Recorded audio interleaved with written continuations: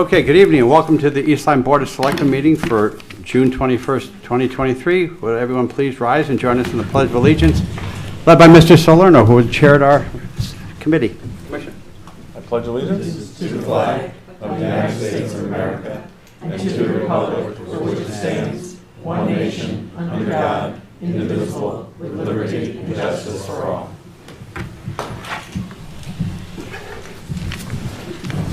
And we do not have any additional agenda or consent calendar items. Delegations, anyone wish to address the board again on any matter that's on the agenda or anything for discussion?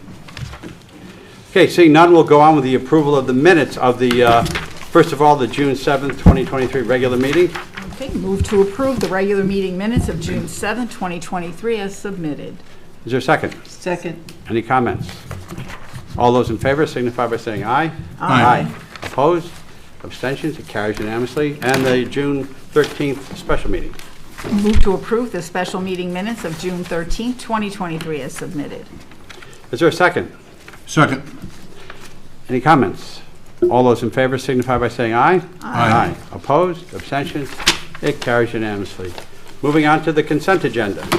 Move to approve the consent calendar for the regular meeting of June 21, 2023 in the amount of $374.78. Is there a second? Second. All those in favor signify by saying aye. Aye. Opposed? Abstentions? Carried unanimously. Moving on now, discussion and possible action on the charter revision. Tracy, so we're sure we do this exactly. You gave us a resolution. Do we start off by reading that, or do we begin our discussion on reviewing the charter revisions? You begin your discussion on reading the charter revisions. And the way this works is you see you have two options in your packet. Yep. There's an option one if you're recommending no changes, and if you choose that, then the draft report automatically becomes the final report, and the commission's work is done. The Charter Revision Commission's work is done. If you do want recommendations, it's a little trickier. So if you have option 2 in front of you, I'm going to go over it, but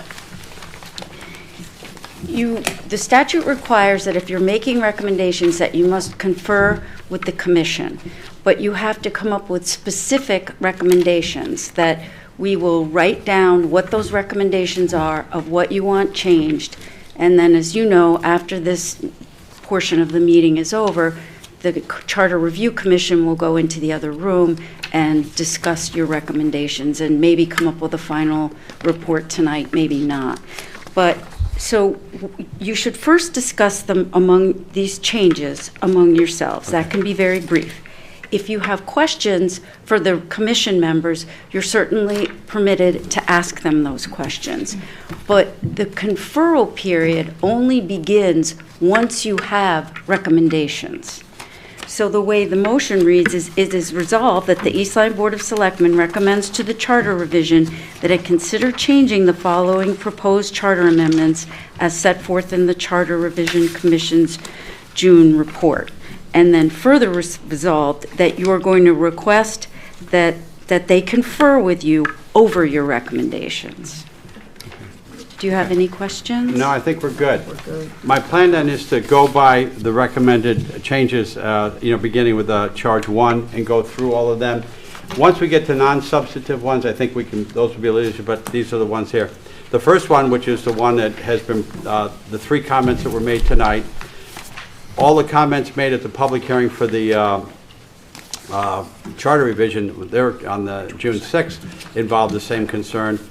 I've gotten a couple other people who have voiced their concerns on the same thing, and I guess way back in the original public hearing, that was one of the concerns too, over the elimination or making changes to the automatic budget referendum. I have some feelings on it, but I'll let everyone else speak before I voice mine. Anyone like to be heard on that, or have a question for the Charter Revision Commission to see why their feelings came up with the 5%? I'd like to speak on that. Please, Roseanne. And just make sure you bring out the mics close. Oh, sorry. I think we've had this discussion a couple of times before, particularly when this was first introduced, that we have the automatic referendum.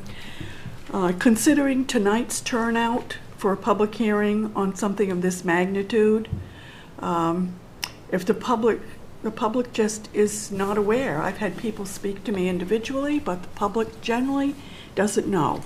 Unfortunately, by the time this is televised and people do see it replayed, it's too late for them to have input. The decision's already been made. So I think with that in mind, I think that we should keep the automatic referendum provision. Okay, thank you. Other comments? Oh, Dan? Similar comments. Comments from members of the public and that are aware of this really like the automatic budget referendum and see it, changing it as limiting transparency in government and giving people the opportunity to weigh in and to vote. Also, I thought it was an interesting point that was made, the comment that there's a cumulative effect too that you have to consider over time. 5% a year, 5%, that adds up. And so I would like to see that changed back to the way it is. Or just leave it where it is? Leave it where it is, yeah. Okay. Yeah, Ann? I'm in agreement with Roseanne and Dan and our speakers, speakers from the public this evening. When I went to the June 6th public hearing, I didn't know what I'd expect. I didn't have any expectations of what the public's comments would be, but they were very similar to what we've heard this evening.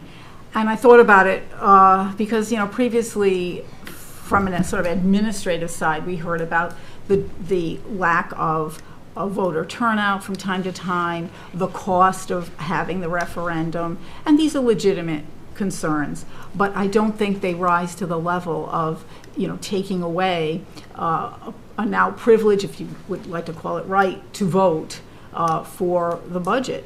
And I don't think that it's one thing to be able to come and speak in delegations as you have tonight. It's a whole nother level of check on us and finance and the whole administration when you get to vote up or down, yay or nay.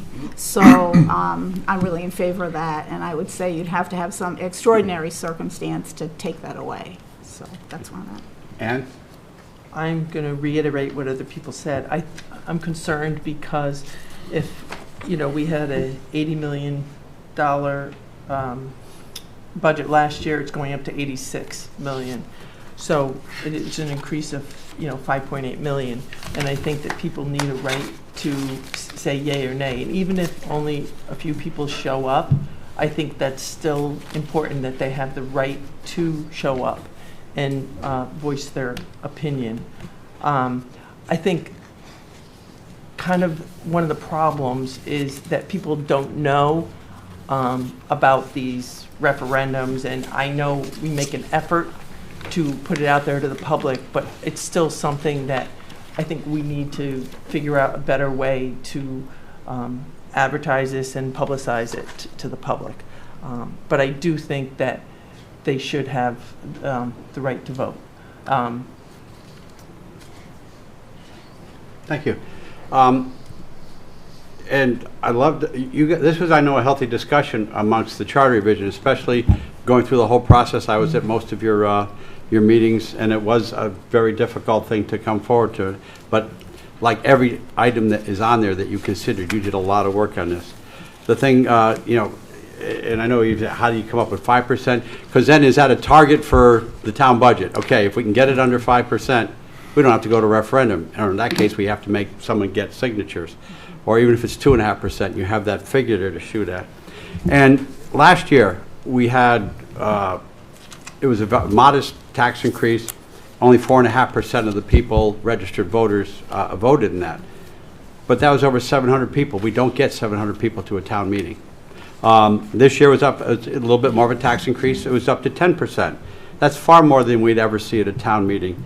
And we'd have to budget the money in there for it anyway, because we always have to go on the assumption we're going to need to have those funds set aside. And talking to the clerk's office and the registrars, it's much easier for them to plan for a known event rather than having to suddenly start over the next couple of weeks to verify signatures and so forth and get it there. Also, I had a gentleman say, I work evenings.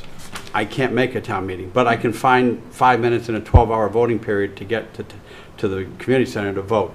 That hit or that right to vote, I think that we have to make sure everyone go. I was very up in the air on this when we first started, but I think the comments we've seen and the research you've done, I think, makes me feel that we have something that works now. Let's leave it where it is. Thank you. So you already know we'll have one recommendation for you already. Would anybody Mark, would anybody from your committee like to respond to that? Or comment? Or? No, we had a lot of debate about it. The subcommittee that came back actually recommended keeping it. We, as a committee as a whole, we talked about if there was something in between. We thought maybe to try to save the $8,000 because numbers were low in the turnouts. To save time money, that maybe we could come up with a threshold that would automatically trigger it. We bounced back and forth what number that should be. We talked about tying it to inflation because we thought if you had a 0% increase, is it really necessary when the budget can't really go down? So that's where we kind of landed. We were trying to come up with something that would be reasonable, that would trigger it when necessary. 5% was what we came up with. It was never the intention for the 5% to be a bogey for the Board of Selectmen and the Board of Finance to say, hey, we're going to go to 5%. So I'm hearing that that was not the intention. I mean, that could be a byproduct. Yeah, but it was not an intention that's what you should be aiming for. It was just a number we came up with to trigger the automatic referendum. But we hear you. Okay. We understand the concerns. We heard the concerns at the public hearing. All right. Yeah. Not anything else? Okay, thank you. Okay, moving on. The next charge, charge 2, is consider the possible merging of Planning and Zoning Commission, and that was something that the Charter Revision Commission did not recommend this change. They recommended that it be left alone. We have the rationale here. Any questions from the Board of Selectmen? Any comments on the Board of Selectmen that would like to change that or anything like that? I'd like to comment on that, please. Okay. So initially, this had been on a previous charter revision charge as well, and so that was the decision to split from what was originally the Conservation Commission. But what has happened is that the Zoning Commission and the Planning Commission are functioning. We have but at the time, the Charter Revision Commission, which was I don't mean Charter Revision, I'm sorry, the Commission of Natural Resources was supposed to have input into the Planning Commission in particular, but also the Zoning Commission's decisions. And so what has happened is that they have been sort of floating out in the wilderness, and neither one of the commissions asked for their opinion, asked for their expertise. And I agree that the charter change, I agree with your decision not to change it. But I think that perhaps as a board, we might consider some process for referral to get information, to make sure that information from the Commission of Natural Resources is presented to both of those boards or commissions. Okay. And I believe, Mark, that was your discussion. Well, we discussed that in charge 13. Yeah, it comes up in charge 13. Yeah. Okay, any other comments on that particular item? Okay, moving, charge 3, I'm sure we'll have some. Consider possible amending section 2.7 to provide 4-year terms for the Board of Selectmen and 2 or 4-year terms for the first selectman. And it was their recommendation that the charter to allow a 4-year term for the first selectman and staggered 4-year terms for the 5 selectmen. And the proposed amendment, if this was accepted in November, that would take effect on November 2025. And the first selectman and 2 other selectmen would be elected to 4-year terms, and 3 other selectmen would be elected to serve 2-year terms, and then from that point on, it would just basically fall into place. Any comments on this from the board? Well, I'd like to. I think that this Go is a ahead. good, I think that this is a good solution. Having been on the Board of Selectmen for many years, and then also having had the privilege of being the first select person for a time, even though you've served time on the Board of Selectmen and then proceed to first selectman, it's different responsibilities. And a 2-year term is really too short. The first 3 months, you're really trying to figure out, you know what's supposed to be done, but then you got to figure out how to do it and how to make it happen. And then, you know, your last 3 months in term, well, people are already thinking, well, who's going to be next? So I think that this is a move in the right direction. 4 years is really not that long. If people don't like the job that the first select person has done, well, that's why we have a vote.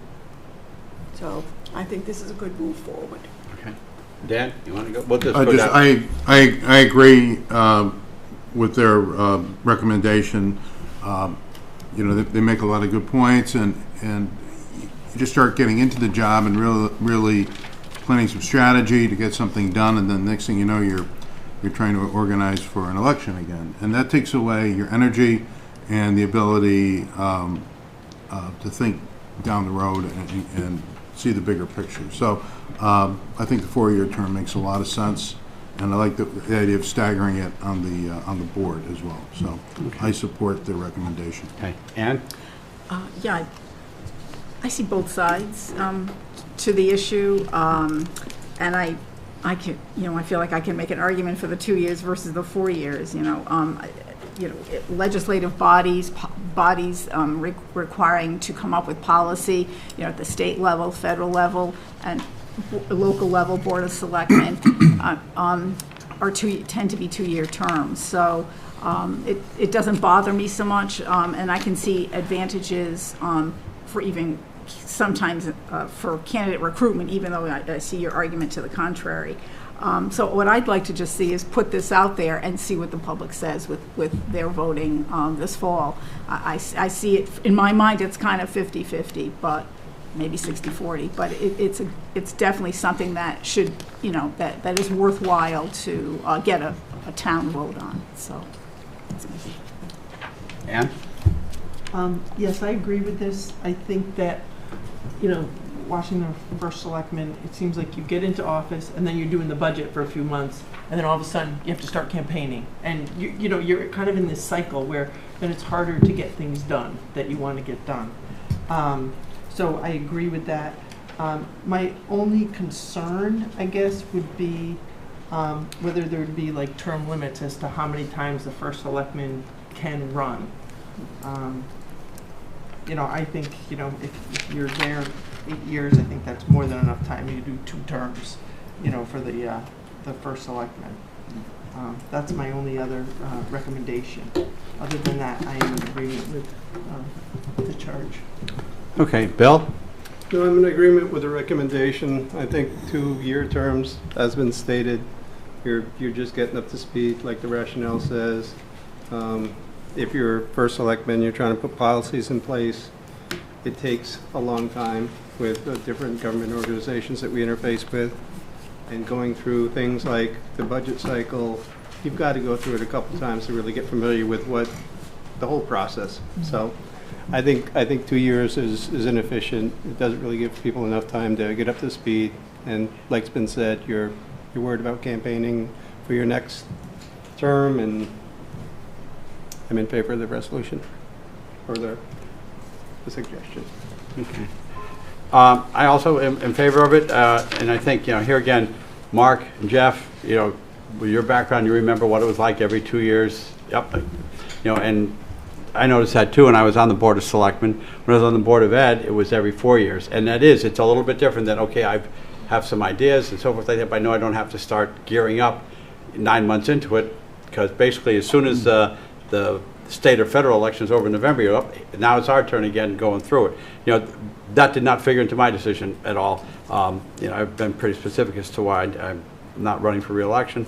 But I do think, and if it was 4 years, 2 years ago, I still would have done it. There wouldn't have been any question. But I think that does give someone a better idea to come up with a plan. And I think some other points here, you know, the pay, that's something to address later on and so forth. But if you're asking someone a 4-year block, yeah, you might be able to do that from an occupation. But 2 years, and then if you don't get reelected, you're in a tough spot. That's a little bit harder. So I'm very much in favor of the 4 years. The only thing that I think we need to go further is Ann brought up something about term limits. I'm okay with that because here again, I think the voters have the right to say your term is over after 2 terms if things aren't going well. But I don't know if anybody else wants to discuss that further. I clearly think this is a matter for the public. Okay. If they don't like the job you're doing, whether it's a 2-year term or a 4-year term, they vote you out. And if you're doing a great job, I think we had some first selectmen that served 20 years, which I think would be a little bit beyond what we might like, but I think most of our first selectmen have figured out when it's time to go. I'm sure they've all aged 20 years. You know, I don't. 2 years. But anyway, thank you. Actually, I think the longest term was 12 years. Okay. All right, any other comments on that? No, I agree that the term limits are decided by the voters. When they think you've been in long enough, they won't bring you in again. Okay. Okay, Mr. so President. charge 4, we're good with. Kevin, just to follow up on that, if it's Yes. okay. So we did discuss as a committee term limits. That was brought up by a member. We came to an conclusion, kind of what you did, that let the voters decide. And sometimes it's hard enough to get enough people to run. There may not. If you have someone that's doing a good job, maybe you're better off keeping them than trying to go find someone new. So. Yeah, just our neighboring town, Waterford, has had the 4-year first selectman position, and it has worked out very well over there. It's a little bit different. They have the RTM and so forth like that, but that has worked out and been very good for them. Okay, moving on to charge 5, possible. And Tracy, this is a question for you as well. I mean, some of the things like dog warden, there's no such thing as a dog warden anymore. They're animal control officers, and there's a lot more. Do we need to vote on these as far as substantive changes, even though? No, we consider these non-substantive Okay, changes. so- And these won't, anything that's non-substantive would not require a vote. That would Okay. not go on the ballot. Okay, good. But Mr. Seer, you're on charge number 4 now? 5. Number 4. Four, Oh, we 4, I skipped think. 4. Oh, I skipped 4. I'm sorry, I did. Oops. I messed you up. Sorry. Those 20 years went by really fast. Okay, consider the possible removal of town clerk and tax collector from elective office and said offices to be administrative higher offices. The committee, Charter Revision Committee recommends that the offices of town clerk and tax collector cease to be elective offices as set forth in the charter, and that the positions transition to being hired administrative officers. And this change is consistent with existing employees, and the rationale will be chosen to help ensure stability of positions with highly qualified persons. Right now, we are very fortunate. We have 2 extremely qualified people in their positions, but right now, anybody can run for tax collector or town clerk. They don't require any certification, and the reality is sometimes it can be popularity. So I think your feeling was this would be the best thing to ensure we have qualified people in as administrative hires of the town. And there's we did discuss, and maybe when you guys talked about either hiring or appointing, and we decided it was better to hire than appoint to make it less of a political position. Right, because right now, if the charter has the assessor as an appointed position every 4 years, the building official, right now, if you can find a good one, you really want to hold on to them, and you don't want to make it subject to a political reappointment every 4 years, right, or every couple of years. Yep. So thank you for bringing that up. Any comments on that? Yes, I'd like to comment. No surprise. But I'm going to disagree with this. I think these 2 positions, the town clerk and the tax collector, they affect everybody's life in town. And it's a job of the political parties to present qualified candidates. That's their job, to present qualified candidates, to seek them out. And I think that considering that these two positions really affect everybody's life in town, then they should have a right to vote for those people. And here again, if they do their jobs, people are going to re-elect them. And I don't think that one person or two people who are disappointed with the town clerk's decision or the tax collector, I don't think that that's going to affect the outcome. I think also, I don't think that a position such as this should be decided by the first selectman. You don't know, that's just my thought, that this is, you don't know who the first selectman is going to be at any given time, and that's one person who can make the decision on whether or not, who's going to fill that position. So again, I say I believe that it's the job of the political parties. We have two significant political parties in town, I think, who do their best to try to choose candidates that are qualified. And so I think that this should remain with the voters. Other comments? I just have a question. Can Sure. I ask Yes. a question? Okay, I wasn't sure. Do you know what like Waterford or other towns do? Or is that something that you? Yeah, we did a fair amount of research. That's what I figured. Maybe 50, I'm sorry, Jeffrey McNamara. Maybe 50-50. I mean, Waterford is elected. There are a lot of towns that are not elected. I would say it's about 50-50. We had someone who was able to do research for us, provide us with the numbers. Once again, a very difficult decision as far as what the recommendation should be. I know it's appeared on prior charter revision ballots. We felt contrary to what Roseanne feels, but no, there's enough research out there that will show you that I would say it's about 50-50 between what towns have as far as elected versus appointed. And I guess my other question is there something that the town clerk or a tax collector does that would vary based upon whether they are from, say, one party or a different political party, No. or their job Very stays the statutory. same, It's very right? It's statutory. statutory. Very Okay. much so. All right. Very I just much so. wanted to just confirm that. I'd like to make one additional comment. and this- Roseanne, can I let make sure everyone else has a comment? I didn't think there was anyone else that Well, wanted we to haven't say. had a chance to ask. Oh, yeah. Bill? Yeah. Go ahead. So my opinion, these are two positions that shouldn't be seen in any way as being political positions. If I go to the tax collector, I want to go to a town employee. I don't think it says elected, not appointed, so I would expect these to be filled in the same way that we fill finance or Parks and Rec, with a committee of people interviewing candidates. So I don't see this as being I'm the selectman now, so I'm going to pick my buddy, and I think that this is important not to be a political position, that it's the most qualified person gets the job, not the most qualified in a certain party. I'm agreeing with Bill. I think that we can move to a system whereby the tax collector and the town clerk are hired, in their positions. I see Roseanne's point. Again, we need to be careful of shrinking the public's engagement.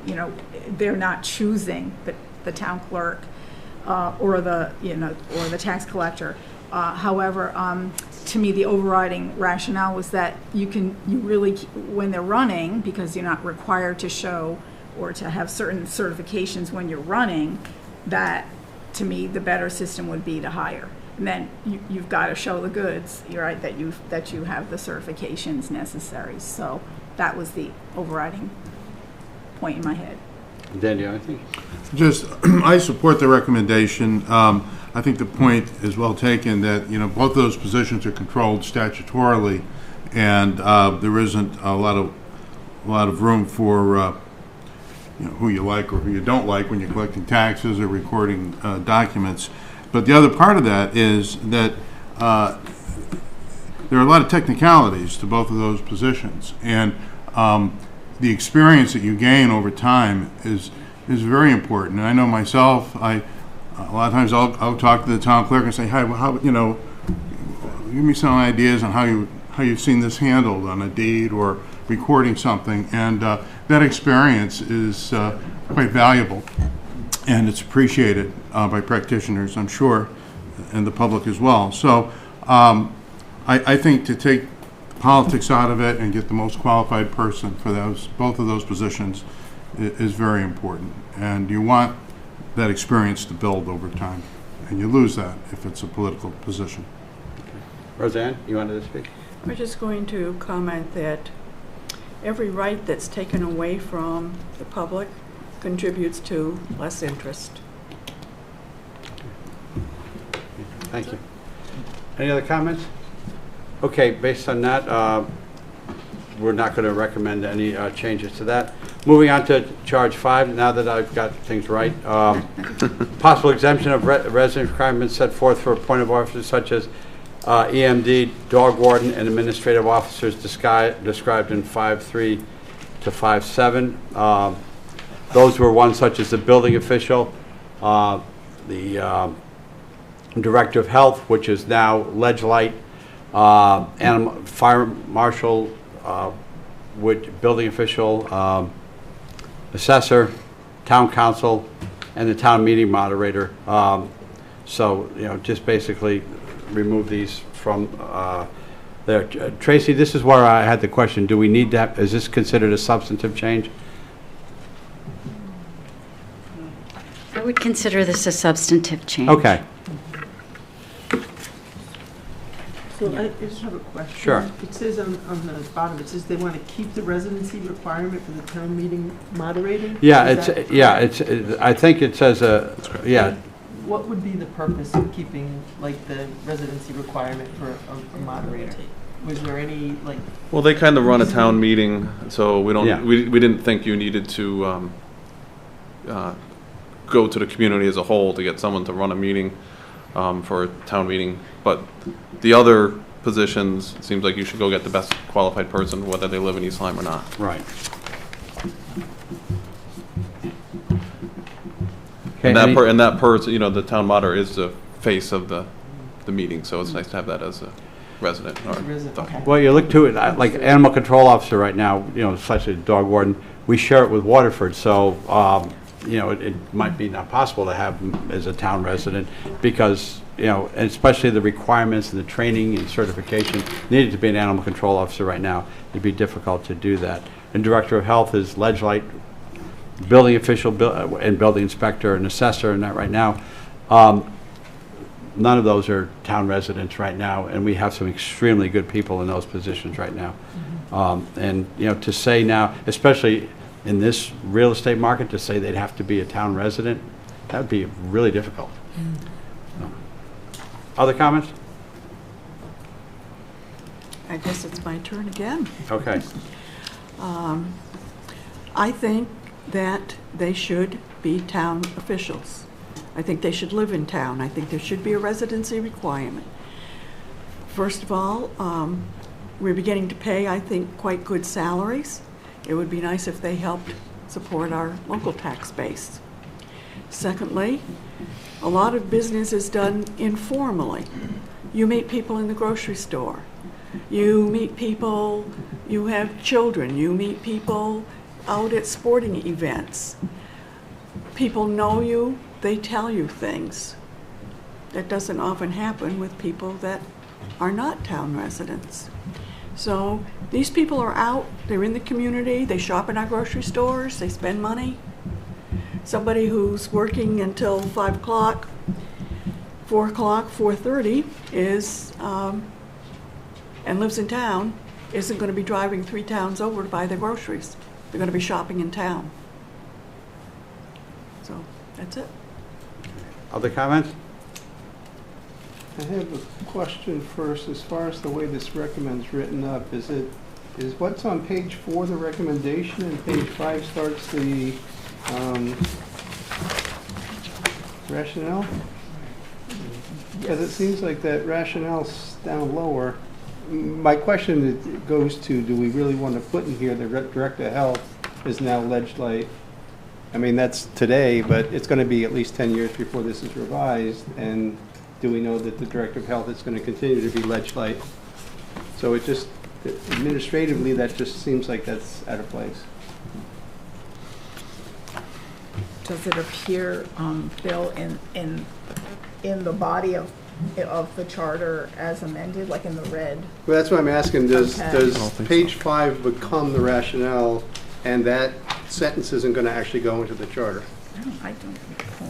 Because I wouldn't think that we would want to put in the charter I don't- legislate health district body.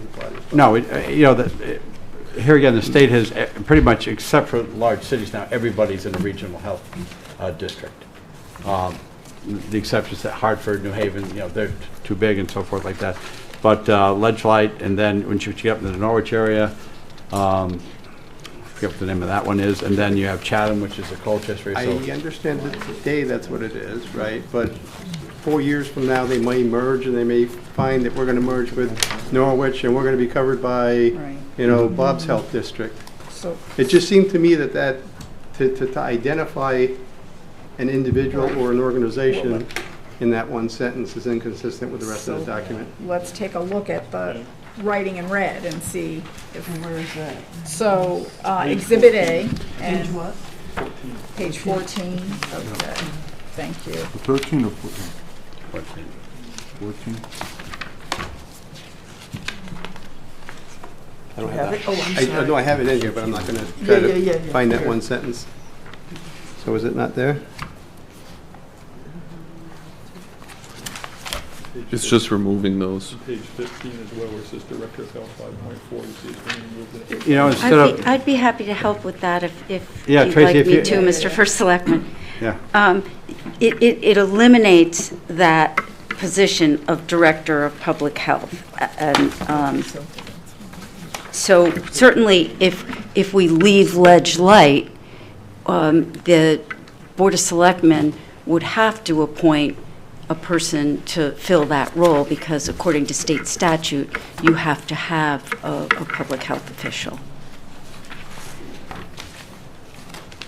And here again, if they do merge, that you'd probably enter into a new contract with them, because Yes. the, you know, towns like, because of the cost of the resources provided, you know, town couldn't go on its own.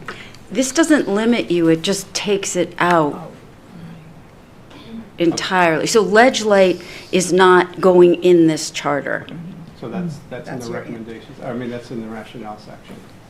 I mean, you could argue that section should be in the rationale, I suppose. Okay, I'm good. That's all.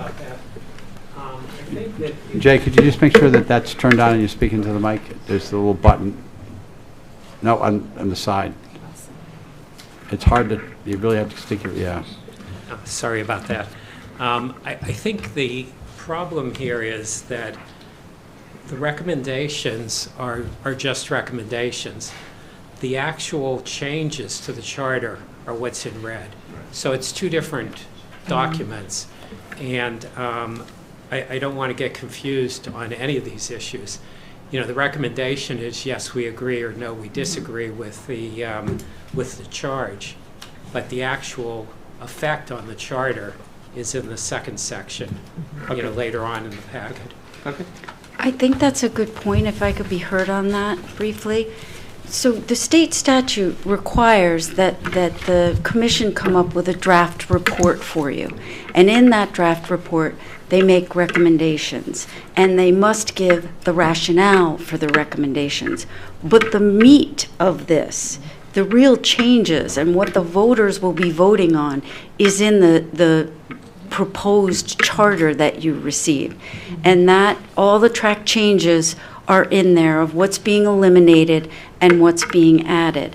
And after tonight, there will be no more draft report. The only thing you will get back from the Charter Commission is a final proposed charter. And then the voters should see a single line item saying, should we accept or should we adopt the recommendations or the whatever the words are. It's a single line that they accept them all or they don't. It would read like a ballot question. Shall the first selectman and selectmen be changed from a 2-year term to a 4-year term? Because it has to be a yes or no question. For each individual question. For Substantive ones, because, and that will be up to you, what you want. I mean, we would prepare them for you, but you're the ones that decide really what goes on the ballot. We try to keep them not too many, because to accept or reject the charter, you'll either get everything or lose everything. But we also try not to put 25 ballot questions in, because people shut down and just like, no, no, no, no, no, just from the experience. Maybe, yes. So we work. I know I do. When I do that thing online, it's like too many questions. Yeah, and so we work with the board to winnow down those questions, but you have the ultimate authority of how those questions read and what questions you want on the ballot. But yes, it's only substantive. Okay. It's not going to be, should we take the director of health out of here? That will not be a question on the ballot. Okay. Thank you. Okay, so, So in okay. conclusion, I personally like the idea of having town residents at least have priority in filling these positions. But I do know that we have people that move out of town for different reasons, and does that mean they lose their job because they moved out of town, or does that mean if we can't find somebody qualified for a position, we leave it open, or give it to somebody that's not qualified? So I would like to see us fill it with local people, if all these positions, all positions, whenever possible. But there's going to be times that I don't think we can do that and find the best qualified candidate. So, Just to put over for the finance director position, that we're going to have to re-advertise. Yeah, you, Kevin. Parks and Rec, and we did not have anybody from town even apply for the positions. We did have somebody apply for the senior center director position, and since we did have a town person in, that person was given an interview. And I think, Roseanne, you sat on that with me, and I think we both agreed that we hired the right person. So, in that case, so I think that's one of the things that you can, I don't think you put it in the charter, but I think, just something that, if there's a town resident, they should get, I don't say priority, but maybe at least at a minimum an interview, if they have the qualifications. So I guess I would agree then with the exemption from the residency requirement. Yeah. And I think that, if you're interviewing people and there's somebody from East Lyme who's qualifying somebody from another town, then maybe the person from East Lyme, gets the edge on that, that Right. If they, yeah. holds some weight. Because I think it is difficult to find qualified people. yeah, when I first read this, I toyed with the wording of or neighboring towns or something like that, and I couldn't think of anything that would say, I want them to live within 20 miles of town hall or something. It gets kind of arbitrary after that, so I support the recommendation. Just to point out, Kevin's leaving us for a reason. He got a much better job because he's an extremely qualified person. He lives in Middletown. If that would, what? 33 miles away. 33 miles. I mean, I don't think anybody, he knows the restaurants in town and so forth better than I do now. And he has engaged in the community and so forth like that. And I would have hated not to have been able to utilize this resource because we've seen what it's done. It's helped us out. I'd hate to see that not have been able to be a possibility. I think we need, I might take exception to a much better job, because I don't think there is a better job, but that's okay.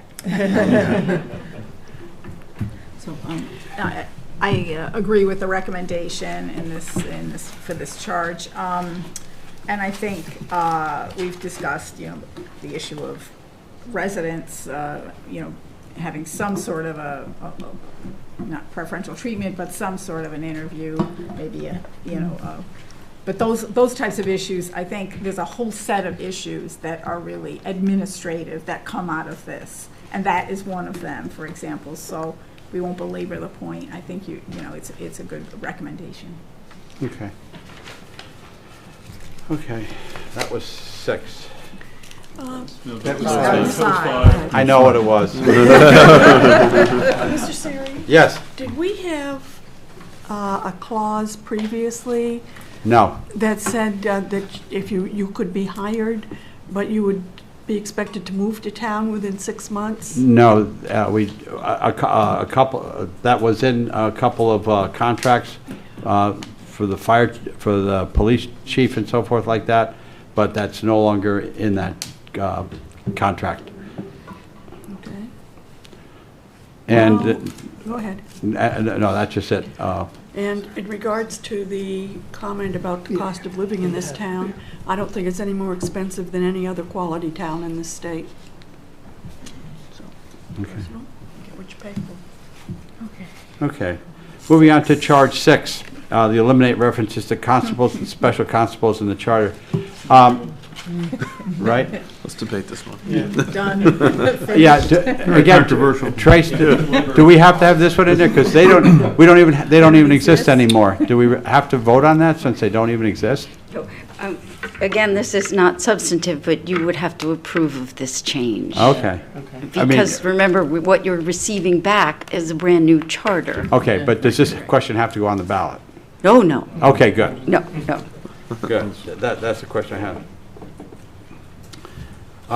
Number 7, consider the possible amendment of Section 634 to provide that if the Board of Finance does not act on requests for special appropriations or transfers of funds within a specified time, the result is automatic approval. This was brought on last term. There was Board of Selectmen voted on something, and it was not acted on within the 30 days as required by the Board of Finance, which meant it had to go through the approval process again through the Board of Selectmen, through the Board of Finance. Mark, do you want to talk about this a little bit? I know you. I'm going to let Or Anna whoever. talk about it. She was on the budget subcommittee.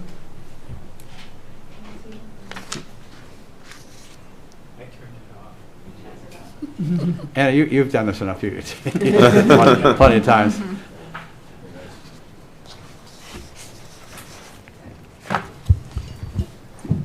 Yeah, so this was just to put a timeline on when, if the Board of Finance didn't act on something that came before them in a timely manner, that there was going to be language in the charter to deal with that it would be automatically approved. Because the charter was silent on it in the past, it went through the appropriations process again.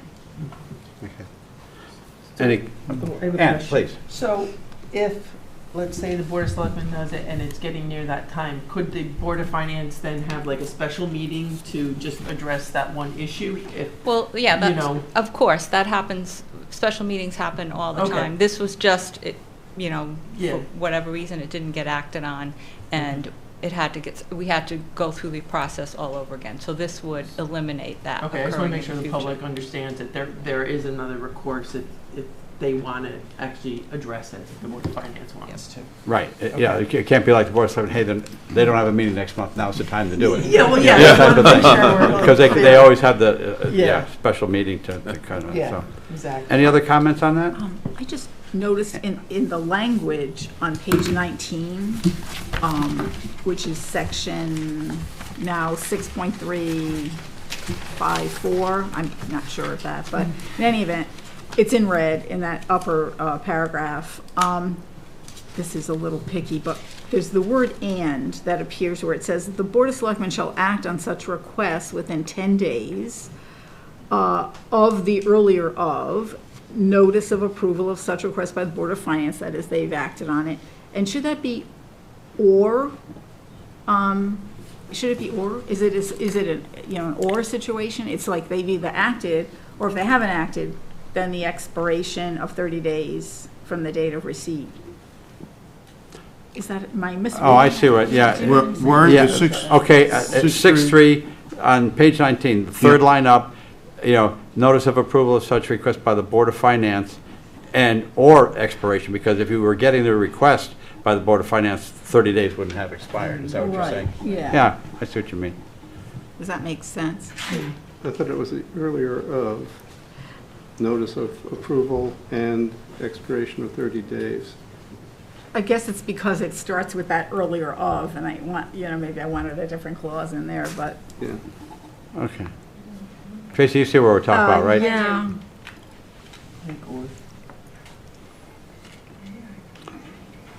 That's the earlier of two different things, so it's an and. Yeah, I can see with the word or, but. Yeah, I think. I don't know. It's my editing, I think this is just this leaves the old language in when perhaps there needs to be a change. Yeah. Okay, Tracy's coming up. You can ponder that. Yeah. I think that it leaves that door open again. I still don't see, where are we? We're on page 19, Yeah. for those following along, Okay. section 6.3.54. And on the left side margin, there's a line, and it's the first red that appears after that line. Failure to act within 30 days will result in automatic approval. The Board of Selectmen shall act on such requests within 10 days of the earlier of notice of approval of such request by the Board of Finance and expiration of 30 days from the date of receipt by the Board of Finance. I mean, can it? I don't see that it can be both, unless I'm misunderstanding. I think it's very confusing.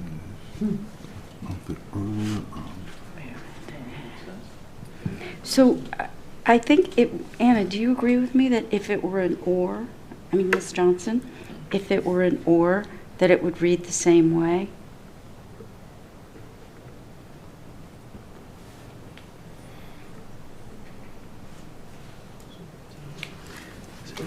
Well, with the and in there, it implies that both take place. Right. Maybe we should just put a comma after finance. Since it's the earlier of. Yeah, I think that works. Yeah. And means that both conditions have to be. Yes, Yeah. yes. positive. So, and that's not what it is. And I think that there should be a comma after As a- finance. Okay. So because it's the earlier of one or two. Yeah, so there's the or. Okay, yeah, but- It's gotta be or. There's Yeah. the or. So it can be or, you're Yeah, right. you can- Yeah, Yeah, or, okay. yeah. Whichever, and It's again, up to- this yeah. is not a substantive Good call. change. Okay. No, Good. no, Okay. no, but your, obviously, it's an edit of your language, but your putting this particular recommendation is substantive, obviously, because the Yes. automatic Yeah. approval is substantive. Yes. Okay. All right. Okay. If I may back up to this, what's substantive and what's not. The reason that many of these are in the draft is that they're part of the charge. And the commission must report back to you on anything in the charge. So there are other non-substantive changes that don't appear in this draft report, but actually appear in the proposed charter, because they weren't part of the charge, but they're required to report back to you on any charges, and that's the list you're going Okay. through now. Understood, thanks. Thank you. Okay. Thank you. Anything else on that item? Charge. No, That was 7. So, we're on 8. We're on, Right? it's good, yeah. Thanks, Ann's keeping me on target. Consider the possible amendment of section 6.3 to provide that projects funded entirely by grants from the state of Connecticut, which do not require an appropriation of town funds, need not be covered by the Board of Finance or a town meeting.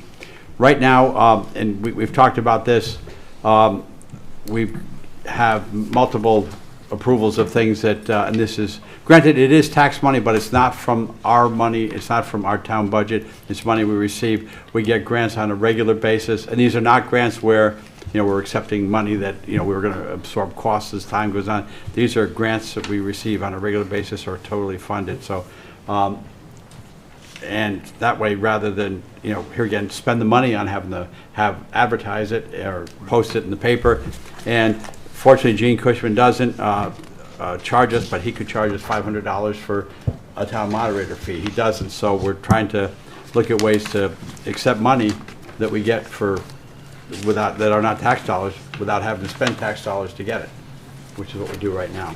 So, anyone on your committee would like to speak to it, Mark?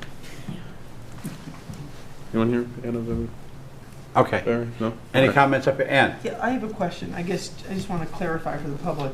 So if there's funds from projects entirely from grants by the state, it would still go through the Board of Selectmen. Right. And the public then would have a right to comment at that point. on They it. could comment at that meeting, yes. Perfect. You're Okay. right. It would That's all I still wanted to allow make sure. a comment. Yeah, I just want to And- make sure that yeah. the public still has. And here that right. again, That's all. just make sure people, this is not anything that we're appropriating out of our budget. This is, if we decide to take money out of one account, or, you know, if we wanted to take $25,000 out of contingency, that would still require, Yep.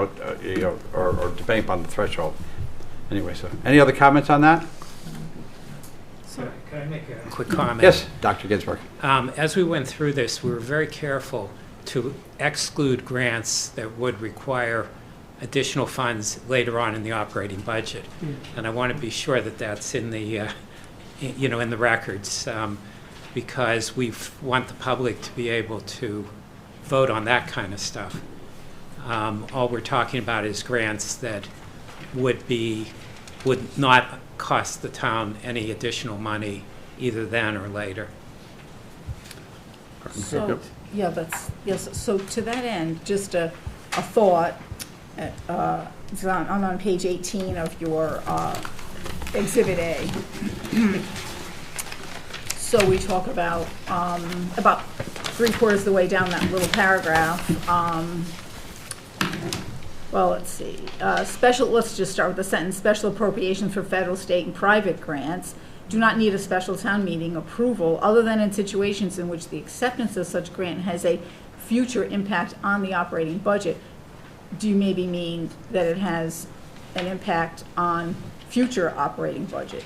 Because now that you made your point, Jay, it seemed to me this language could improve a tad, could be a little bit clearer.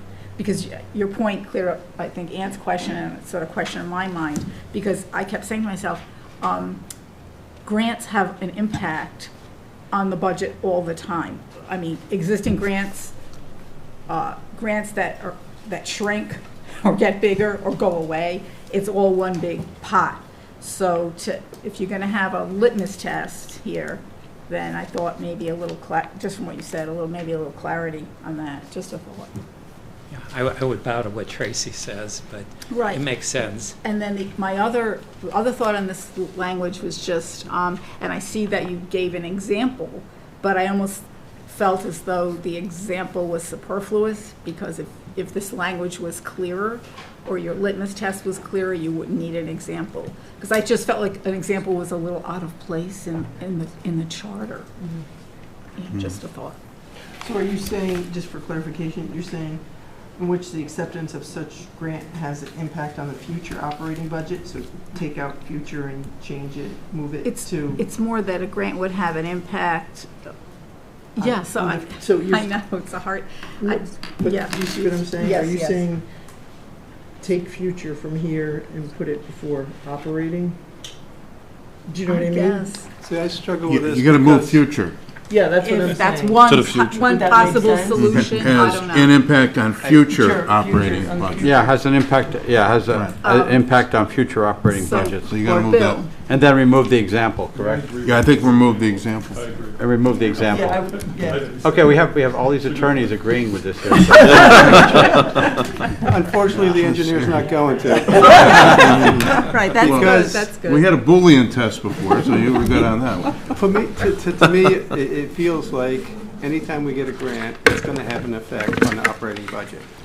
A positive effect, right? So shouldn't this say a negative effect on the operating budget? So this is interesting. That's where I was looking at Okay. is if we get our funding that pays off some capital projects, that's an impact on operating budget. Yeah, exactly. So there should be some negative So connotation. positive, so I went through this gymnastics as well, because with a positive versus, I was trying to look at the world of grants and thinking that there's sometimes positive, sometimes it's negative, they come in less. You know, Tim, you know this from Board of Education certainly, and Kevin as well, if that ECS grant comes in less, even though it comes in, it's still negative because we're not getting the several $100,000 we're due. So for me, this was the only language situation that in all of what you've written, that I found a little unclear, and I didn't find a crisp test, and part of it is I couldn't do the mental gymnastics of plus and minus. Now, and great point, future versus current. So, okay. So that was my only kind of reading of this, is it's a good thing, right? But it is going to impact the budget. It's a good thing, but this sentence says if it's impacting the budget, then it has to go to Board of Finance. Well, here again, a future impact could mean, okay, you're going to reduce your budget next year by X percent. Oh, that's a positive, but you know, I can see maybe a future negative impact on the operating budget.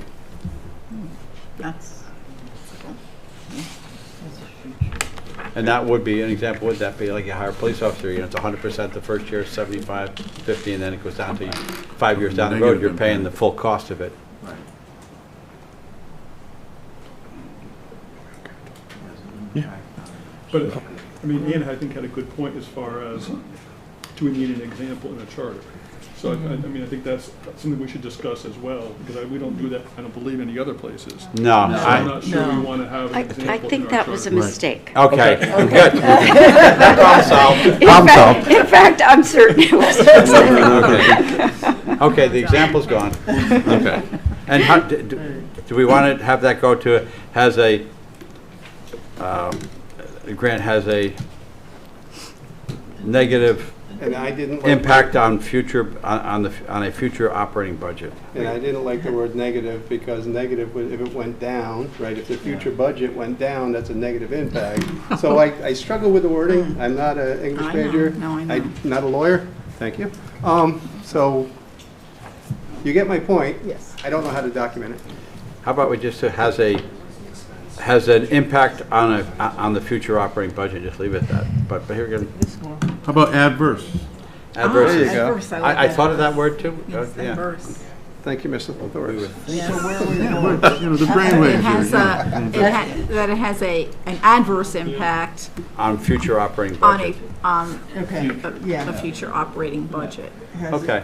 In adverse. You're writing this down, Mark? So you just talk about it.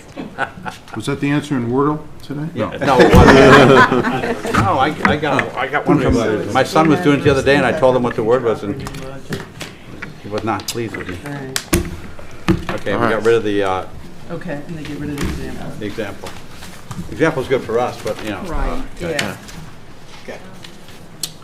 All right, Where are we? okay, now we're moving on to charge 9. Consider the possible amendment of section 6.3.1 to provide that the current dollar threshold of $10,000 for a special meeting be raised. And the Commission is recommending that the threshold be raised from $10,000 to $100,000.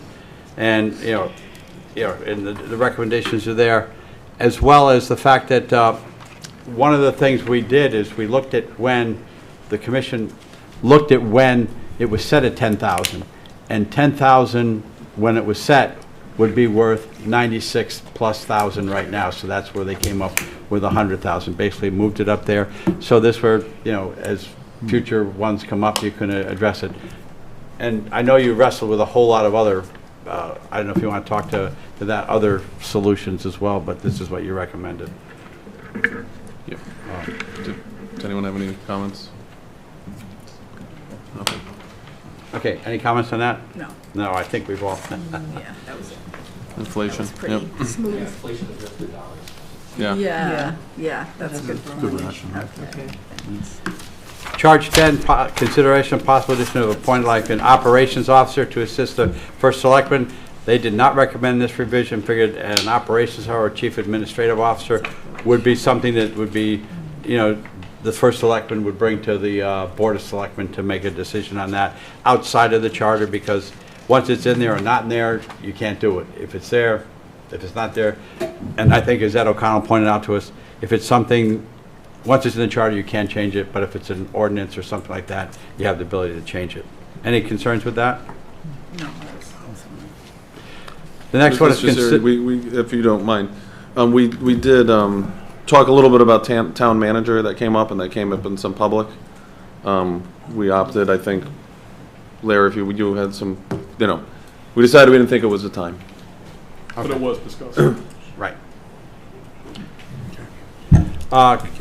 Next item, moving on, possible amendment to section 343 to eliminate newspaper publication when allowed by law and substitute electronic and website notice.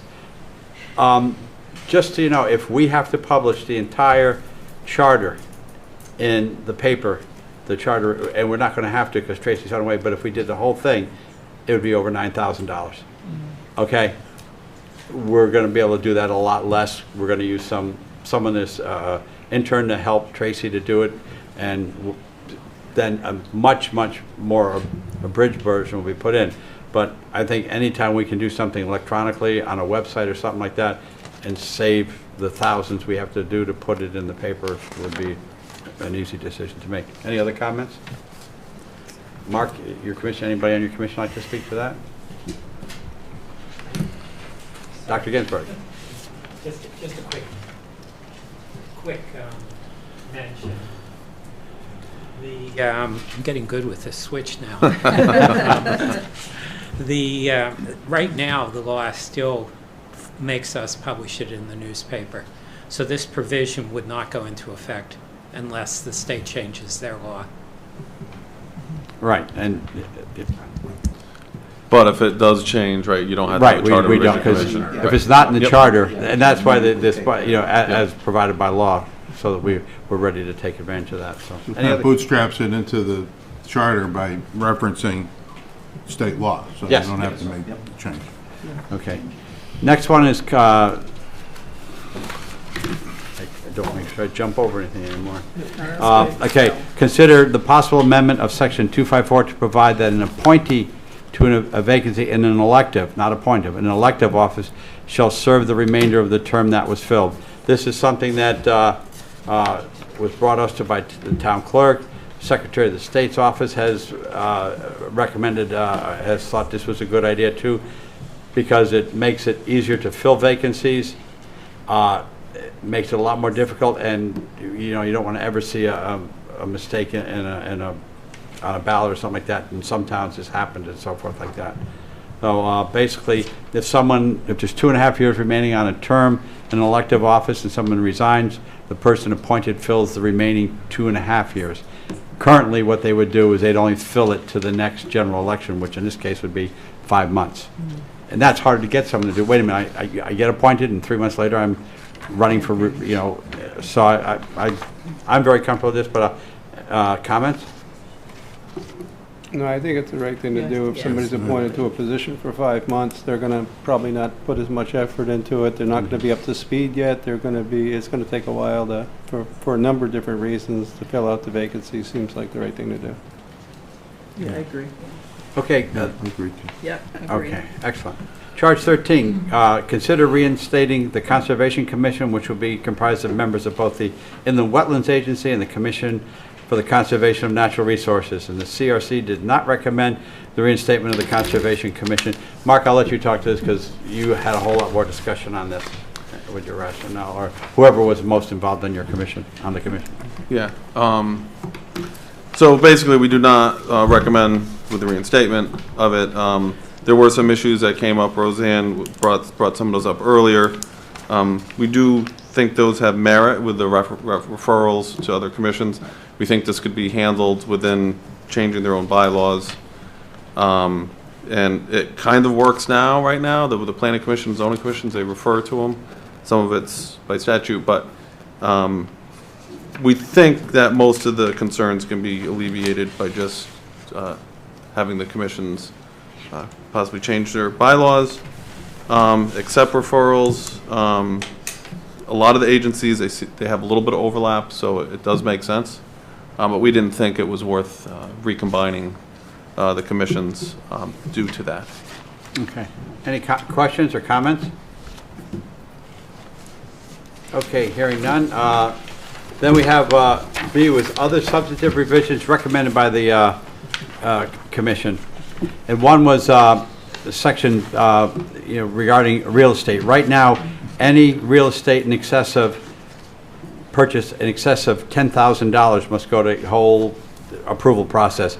They'd like to update to 100,000. 10,000, probably the desk Sandy sitting there would probably about be what we would get for 10,000 if that were real estate right now. So I'm perfectly okay with this. Any comments? And thank you guys. Thanks to the commission for picking up on this too, because this was outside of the town meeting thing. This is a good pickup here. Yeah, this looks like the same inflation that we talked about before, 10,000 going to 100,000. Yeah. It's the same math, I think. Even 100,000 now for real estate. Mm-hmm. Very much. Okay, number two, basically they talked about the charter being reviewed. Doesn't really state now to periodically review and update as necessary, and this is where they talk about it, as necessary, but at least once every 10 years commencing in 2033. That's good. Yeah, but it says that it must consider whether to appoint, so Right. it may not occur every 10 years. Yeah, we did not want to mandate it. Yeah, like I said, must consider, Must consider, yeah. which was nice, not must appoint. Yeah, just wanted to Yeah. make sure that was clear.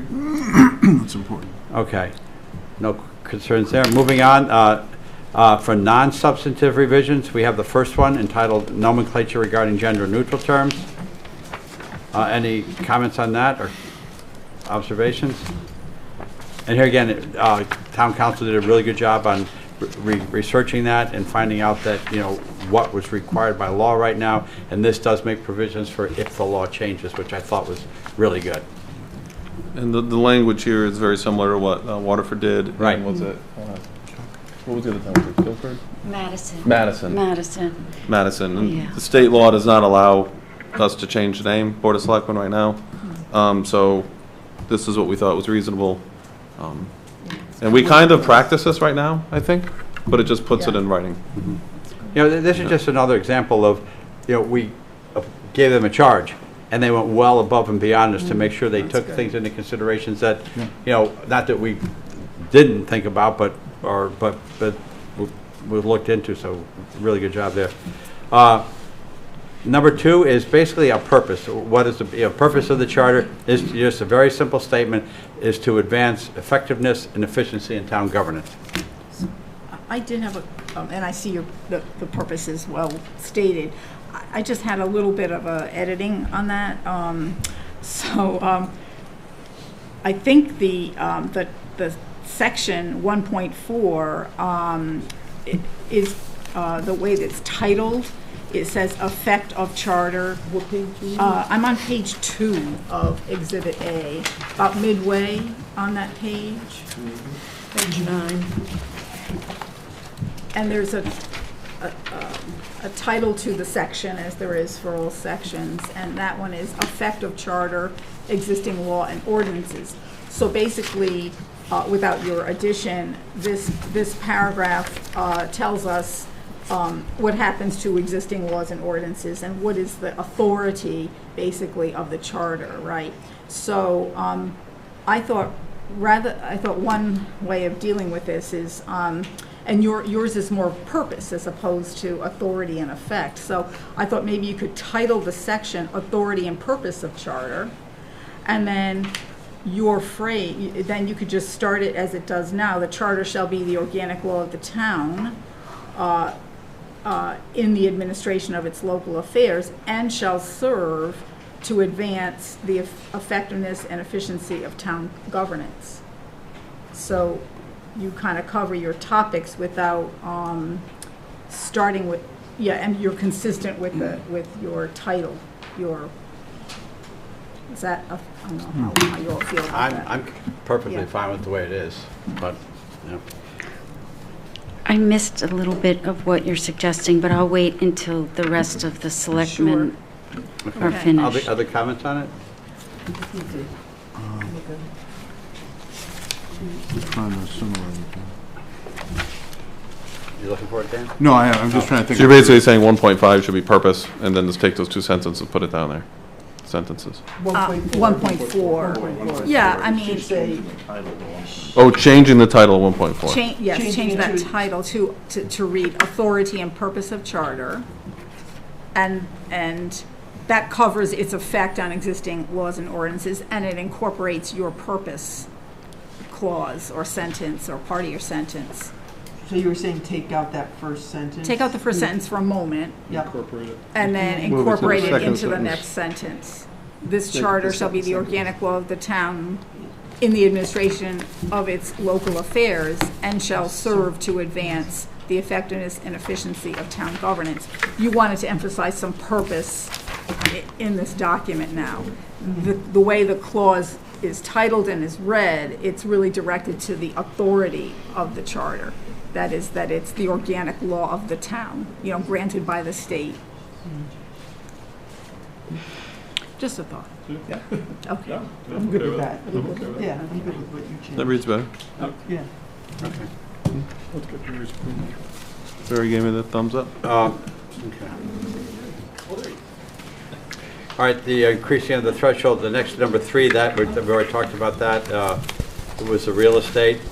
Number 4, Bureau of Assessment, Board of Assessment Appeals, substitutes Board of Assessment Appeal for Board of Tax Review.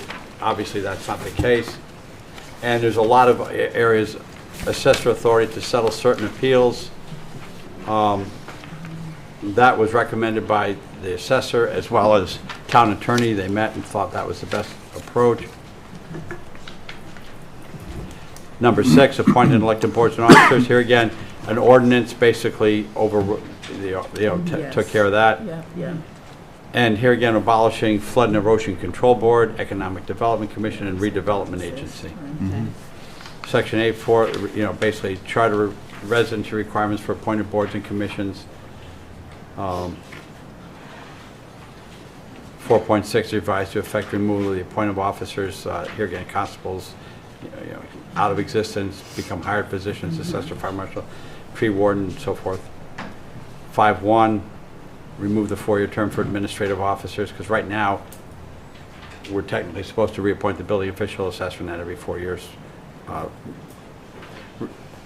Sections are revised, limited director of health, a position, and here again, Bill, I think this is, it removes the position of director of health, and since we are part of the legislature and so forth. And then to provide the highest but not limited to the assessor, town clerk, tax collector, and fire marshal. Number 12, due date for taxes. It says the entire year of 2023 will be a tax holiday for the town of East. No, I didn't say that. Revised to reflect that due date for taxes is July 1st, not July 15th. And the number of the sections and so forth like that. And I think now, Tracy, the wording in that, do we have to recommend that as far as what we're sending back our recommendations to, or just substantive changes for what we just did? Because now, obviously, we're going to get back to the conferring and so forth like that if we're done discussing this. I have written down the 3 changes that I'm here, recommendations, I should say. Okay. The 3 recommendations that I heard you said, and maybe I could read them to you. Please do. So Yes, that, please, thank you. but I have to admit, I'm going to need assistance from Ms. Santoro on the last one because I had a little brain freeze there. Okay, that's Okay, okay. That's all right. So number 1, these are the recommendations you're making. On charge number 1, do not eliminate the automatic budget referendum, keep section 7.3 as written. That would be your first recommendation. Okay, is everyone in agreement with that? Okay, we're good. What's the section, I'm sorry, what's the Charge section? 1. But the section number, 7.3. 7.3, as written, okay. The second recommendation, charge number 7, and change page 19 of the proposed charter, section 6.3.5, I believe it is, to change and to or before double small I. Yes, correct. That's page 19. 19. Yeah, that was the automatic approval. That's page 19 of the charter. Page And that's regarding charge number 7. Oh, did we change that to what it was? Okay. Yeah, okay. And then we got rid of just the comma. And the third one? Have a comma in or- Okay, and the third one has to do with, there are 4 actually changes you're recommending. Charge number 8. And you've asked that they change the proposed language in section 6.3.4 to read, has an adverse impact on the future operating budget, and take out the example in that paragraph. Correct. And then the fourth one pertains to page 2 of the proposed amended charter, section 1.4. And so far, I have that the heading should be changed to authority and purpose of charter. What page was Yeah, that? hang on 1 second, so I'll just, Page 2 at Exhibit A. Okay, I wrote it Yep. down. page 2 of the Exhibit A. Yeah, Exhibit, first page. so I think, So, yeah, so just, so section 1.4 on page 2 of Exhibit A. Change 1.4 title, if you will, to read authority and purpose of charter.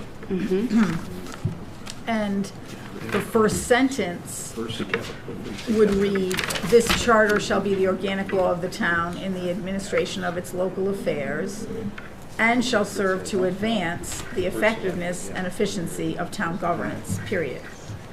And the rest remains the same. Okay. Yeah, they're going out live on that. Okay, we're good with that? Yes. Okay, So you're just swapping the 2 sentences, but you're combining them. Okay. and now Tracy is where we read the, whereas the Board of Finance received and reviewed. Yes, unless you feel the need to confer any further, you can do that now. You'll see, so technically, you're supposed to confer now that you've come up with the recommendations. And I think you should ask the board if they agree with your recommendations or if they want to talk about them. I'm Okay. sorry, the commission. Okay. Okay, Mark, we're conferring. so,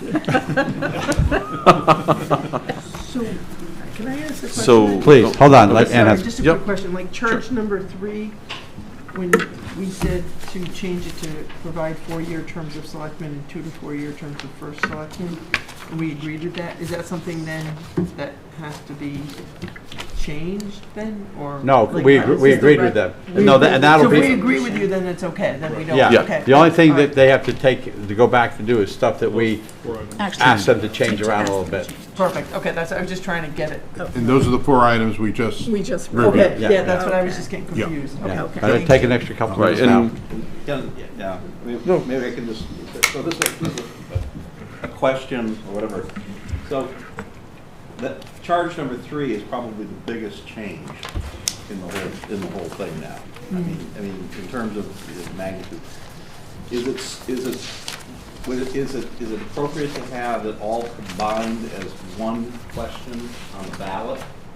Or is it better to separate the 2 requests of Board of Selectmen versus, and. Well, I think this is later on, the Board of Selectmen, once we agree on it, we decide which substantive How it's right. questions go to the ballot, correct, Tracy? Okay. That's correct, and the way it would work is that I would present, if the commission votes tonight to accept your recommendations, I prepare the draft report, and then I prepare draft ballot questions for the Board of Selectmen to approve. Okay. And you should know that this appeared on the '04 charter revision ballot. It was voted down, but we do have a ballot question on this. Yeah, we do, yeah. So, okay. Could I ask what his thinking was on this? Why he questioned?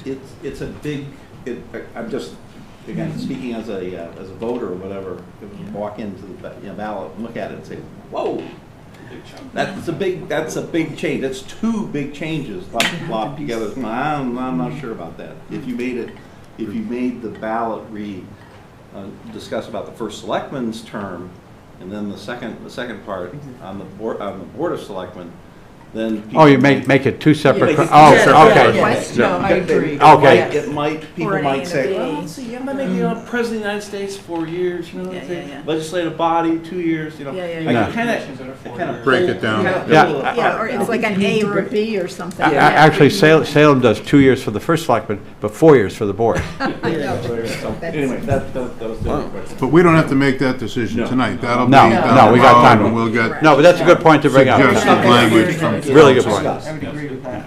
Yeah. That's definitely Okay. substantive. Yeah. Okay.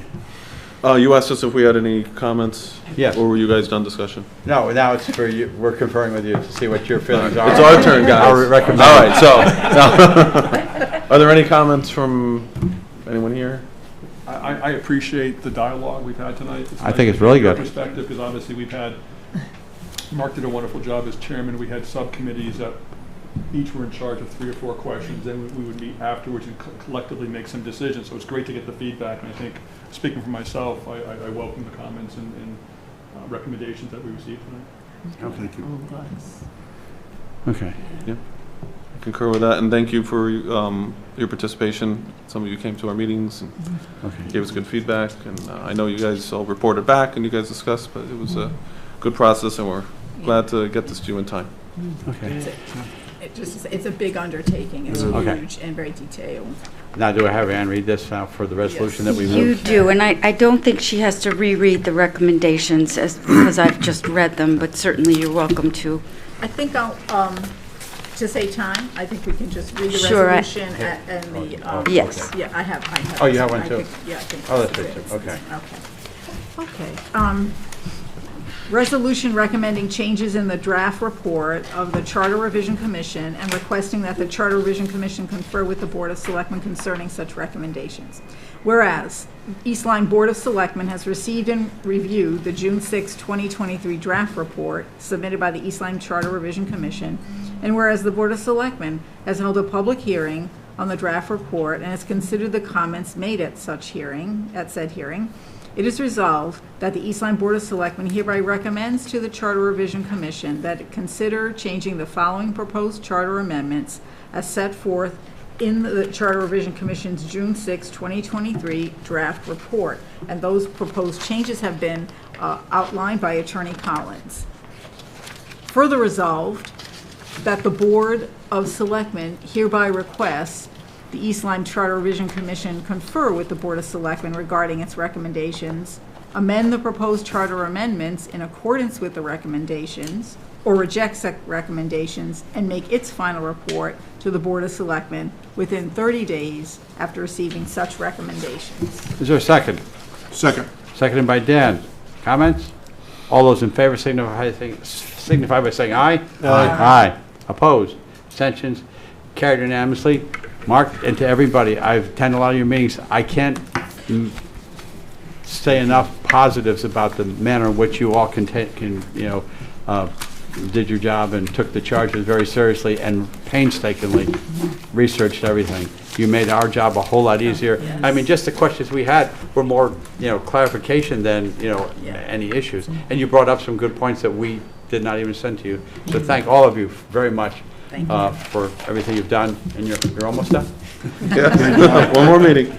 One more meeting. In 2 minutes. Mr. First Okay. Selectman, can I just take a moment to let the Board of Selectmen know what the schedule is? Because we're on a really strict Tight. deadline Yes. now. And I want to emphasize the importance of what votes are needed for the next meeting. So what will happen is the commission will go and vote tonight and either approve or disapprove the final recommendations. I have a feeling there are none and that they will be approved. I will prepare a final draft and send it back to the Board of Selectmen. It will come from the commission through me to the Board of Selectmen, and that will be on the July 5th Board of Selectmen meeting. And at that meeting, the Board of Selectmen, by a majority vote of the entire membership, that's not a simple majority, that's a majority vote of the entire membership, shall either approve the final report and proposed charter amendment or reject, you can reject separate provisions thereof. But that won't happen here since the changes will probably be accepted. And that then you would submit it to the voters. As soon as possible after that meeting, the entire proposed charters must be published in the newspaper at least once. And the statute does say that a summary can be published in the paper, and that's what Mr. Siri has gotten an intern, is going to get an intern for me to do that for me. We can't put track changes, so it has to be done in bold, and it doesn't make sense to have me do that work. But I will work with the intern to do that, to make sure it's right. And then at either the July 15th or July 19th Board of Selectmen meetings. This is July 5th. That's all we have scheduled right now. Okay, so. I'm sure it'll be on the agenda for the July. Yeah, we'll make sure we have it done for that. On the July 19th? 5th. Because we don't. Oh, so you want the ballot questions on the 5th? We only have one meeting in July and August. Oh. Do we need a meeting on the 19th? What's the step? Okay, we'll do a special meeting on the 19th. I think you do. Okay. Yeah, I think we do. I put it this way, I will try to get you a draft of the ballot questions as quickly as No, possible. don't worry, we'll do it on the That 19th. seems like a. Yeah, because it could be, probably short. We'll do it on the 19th. Right, cancel it, that can make it the 19th. Okay, so. because we need to do other stuff on the fifth. Can the, Right. Yes. as Tracy said, the entire board must be present? Yes. Yes. Okay. On the 5th. The majority, okay, I will read to you, by a majority vote of its entire membership. So if the rest of the board, We need four. You need four. you would need 4 of those present to vote for it. And then, I know it's vacation season, but I think your bylaws do allow someone to attend remotely, if I'm correct. We'll figure, we'll schedule a meeting for the 19th. Okay, It could be a real quick meeting just for this, Yeah. and off we go. So, okay, Thank you. thank you.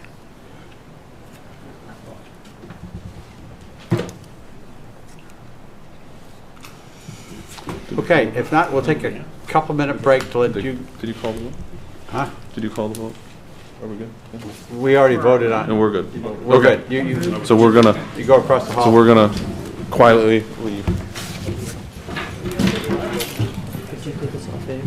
I can. Thank you again. I can let them be. It's okay if we're gonna. Because I think we're gonna. We're taking a break. Are we all taking a break? Let's just take a 5-minute break. So I should pause us? Okay.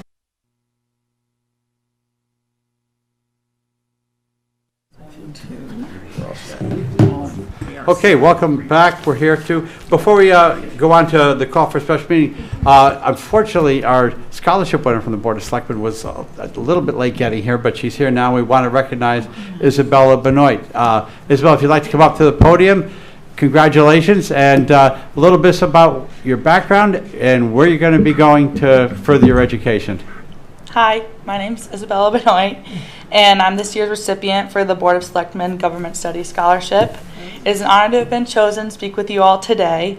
I'll be attending Salve Regina University in Newport, Rhode Island on a presidential scholarship, and I will be majoring in political science on a pre-law track. Like most kids, I didn't wake up one day and decide I want to be an attorney. Honestly, I didn't even know what that meant. I actually wanted to be a Disney princess, but realized that that probably wasn't going to be too realistic, especially in this economy. I grew up watching movies like Legally Blonde, seeing Elle Woods in her pink pantsuits in the courtroom, completely mesmerized, to forcing my parents to do mock trials with me in our living room. Now you may ask, how did you land on law? I know this might be cliche, but I want to change the world, and I know every kid says that, but I do want to make an impact on our legal system. I want everyone to be treated equally, and I grew up in a world where school shootings are normalized and women's rights are attacked every day. I can't fix all the wrong, but I'm going to try to make most of it right. I wouldn't be the person I am today without my amazing mother who pushed me to always strive for the stars. and be the best human I can be. My mom always told me I was going to be the next Ruth Bader Ginsburg. I think she was just being nice. But I don't think that she realized the person I wanted to be most was her. I promise that I won't be a perfect attorney, but if I end up half the woman that she is, I'll be pretty all right. Thank you. Thank you. Thank you. Congratulations. Thank you, Isabella. And Mom, congratulations for raising such a wonderful person. So anyway, Great job. so you're free to go, and thank you for staying. And Yeah. actually, I learned a lot. I was going to say, you probably learned a lot too. Anyway, best of luck in the future. Yes, good luck. Congratulations. Okay. Thank you. All right, we'll need to schedule a town meeting on July 5th for the items we approved at our last meeting. Yes, so notice is hereby given of a special town meeting of the town of East Lyme to be held on Wednesday, July 5th, 2023 at 7 p.m. Eastern Time at the East Lyme Town Hall Upper Meeting Room for the following purposes. 1, to receive communications from the Board of Selectmen and the Board of Finance with respect to a resolution entitled Resolution Making Appropriations Aggregating $1,397,000 for various public improvements and authorizing the issuance of $1,397,000 of bonds of the town to meet said appropriations and pending the issuance thereof, the making of temporary borrowings for such purpose. We waive reading the resolution in its entirety as it has been on file with the town clerk.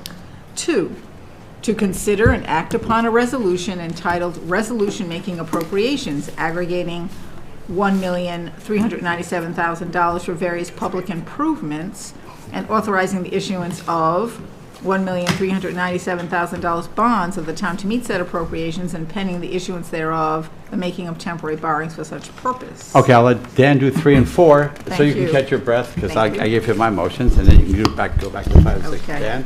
Okay, yes. And to receive communications from the Board of Selectmen and the Board of Finance with respect to a resolution entitled Resolution Making Appropriations Aggregating $1,130,000 for various Board of Education capital improvements and authorizing the issuance of $1,130,000 bonds of the town to meet said appropriations and pending the issuance thereof, the making of temporary borrowings for such purpose. We waive reading the resolution in its entirety as it has been on file with the town clerk. Number 4, to consider and act upon a resolution entitled Resolution Making Appropriations Aggregating $1,130,000 for various Board of Education capital improvements and authorizing the issuance of $1,130,000 bonds of the town to meet said appropriations and pending the issuance thereof, the making of temporary borrowings for such purpose.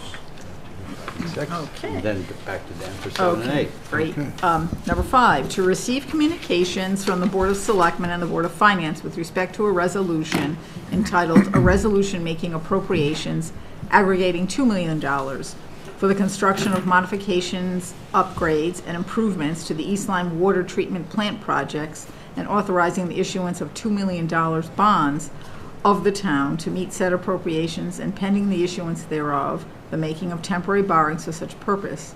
We waive the reading the resolution in its entirety as it's been on file with the town clerk. Number 6, to consider and act upon a resolution entitled A Resolution Making Appropriations Aggregating $2 million for the construction of modifications, upgrades, and improvements to the East Lyme water treatment plant projects and authorizing the issuance of $2 million bonds of the town to meet said appropriations and pending the issuance thereof, the making of temporary borrowings for such purpose. Number 7, to consider and act upon a resolution entitled A Resolution of the Town of East Lyme, Connecticut, authorizing the execution and delivery of an equipment lease purchase agreement and schedules thereto for the acquisition, purchase, financing, and leasing of certain equipment. We waive reading the resolution in its entirety as it has been on file with the town clerk.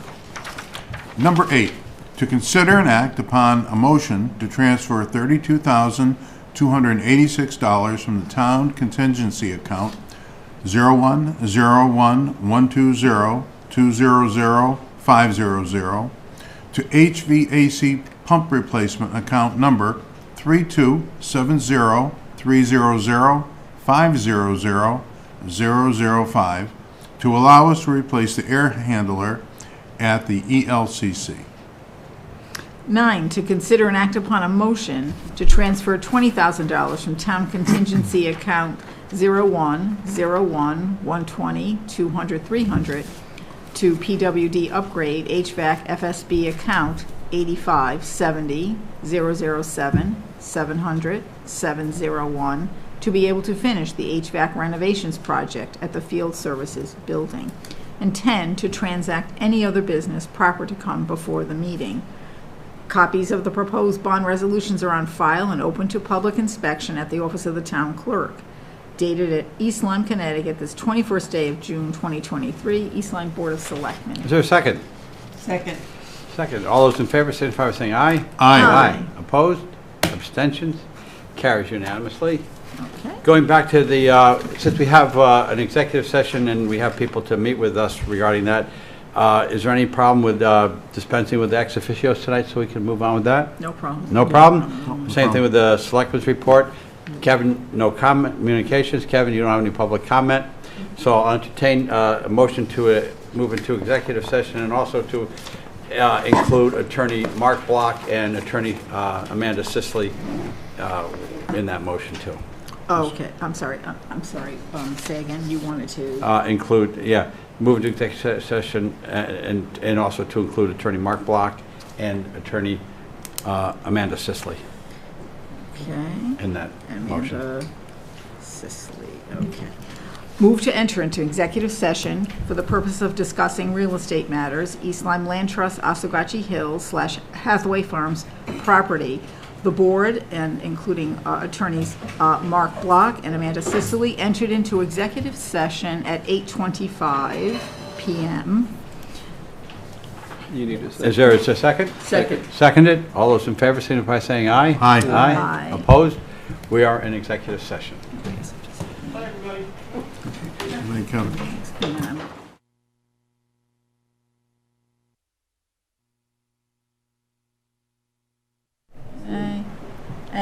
Okay. Okay, we've returned from executive Yes, session. we've Ann? returned from executive session. We entered into executive session at 8:25 p.m. and we have returned at 9:55 p.m. and no formal votes were taken. Okay. And I will, I'll entertain a motion to adjourn. yes, move to adjourn the regular meeting of June 21, 2023 at 9:55 p.m. Second. Seconded. All in favor? Aye. I'm sorry. We are adjourned. Thank you. Okay. Thank you. Okay, Hold on. hang on, Okay. hang on.